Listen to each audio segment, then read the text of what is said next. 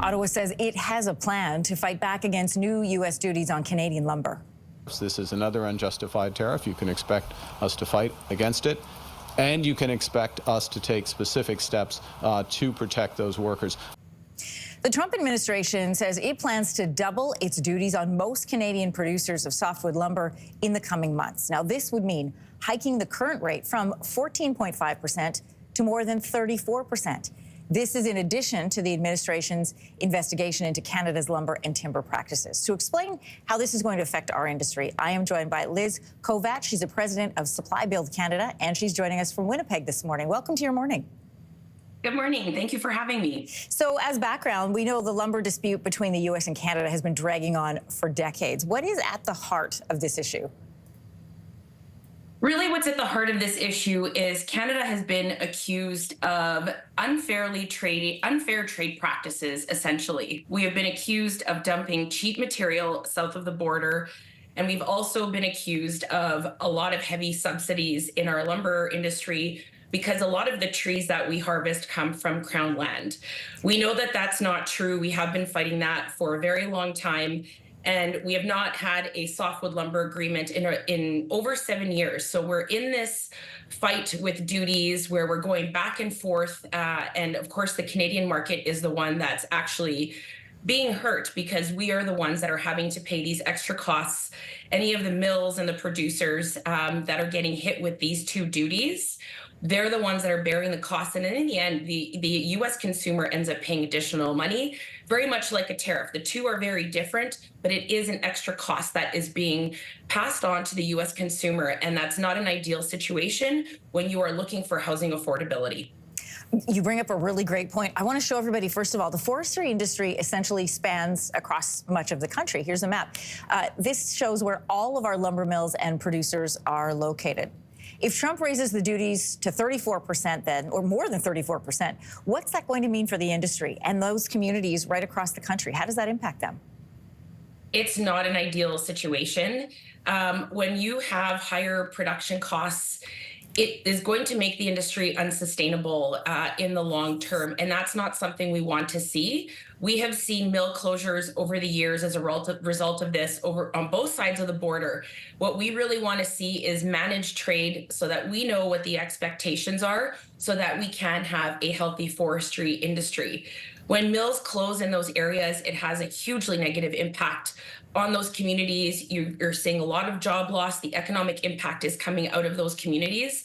And ideally, if we can get to a point where both sides can be happy and we know the knowns, which is this is what the duty is potentially going to be because the U.S. wants to protect their market. We respect their market. We supply about 25% of the material that they need. And if we can just come to an agreement on that, then we'll have some certainty and we can move forward. And we're seeing what uncertainty is having. It's wreaking havoc on the stock markets right now. We'd like to get to that point where we have an agreement when we can just move forward and businesses can operate business as usual. Because right now, what I haven't mentioned to you yet is these duties then get applied retroactively back to 2 years. And as a business, not knowing where your profitability lies, It's very difficult to plan for the future and also make sure that you're sustainable and can stay operating and open. Well, the very different piece in this whole puzzle is the fact that we are dealing with a U.S. administration that wants America first. President Trump has said from the Oval Office he does not need our lumber. They can grow their own. But we know that the U.S. is Canada's largest export market. Similar to automakers, how is this shift in practice and in mindset affecting people in our industry? And can they actually grow the amount of lumber that we have that we export to them? So this is a complex question, but the reason why we supply so much material is they simply can't produce it alone. One of the loudest voices on the U.S. side of the border is the U.S. Lumber Coalition. They indicate that they can supply 2 million housing starts a year, which is not true. The North American market, which is Canada and US together combined, can supply 1.7 million housing starts. So we want to make sure that more accurate information is being shared across the border, because that misinformation is helping propel decisions that are really impacting both sides.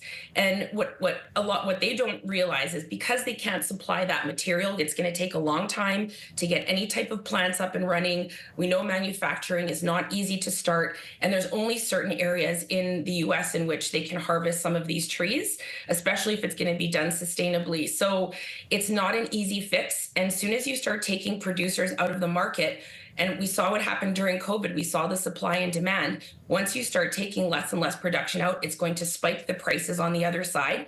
And we're going to see COVID style or COVID type pricing again on the commodity lumber side. There is a housing crisis on both sides of the border. Here in Canada, we have, at least right now anyway, under this current government, we do have a mandate to build in these housing targets. So what will happen to the industry, and what can Ottawa do to offset the impacts of these duties and what we will feel both sides of the border? Well, first, if we can get to a softwood lumber agreement, that would be fantastic. What we should also be doing is also now protecting our interests. So when it comes to procurement, we should be mandating that any type of housing is being procured from Canadian producers. The other day I heard from a friend of mine who does transport of ready-to-move homes. They're picking up homes in the US and bringing them to Canada. So ideally what we need to do is start also looking at Canada first, and then also look at options for other trading partners as well. Ideally, we know what volume we need to produce for the US. So if we can come to an agreement there, that would be the ideal situation. But if we can't get there, we need to start looking at different markets as well. And we really do need to be also protecting the Canadian economy and making sure we're procuring local products. Liz Kovach, president of Supply Build Canada. Great to have you in on this topic. Thank you so much. Thank you very much for having me. If you like that video, make sure to subscribe to the Your Morning YouTube feed, where you can find all kinds of new content posted every weekday morning.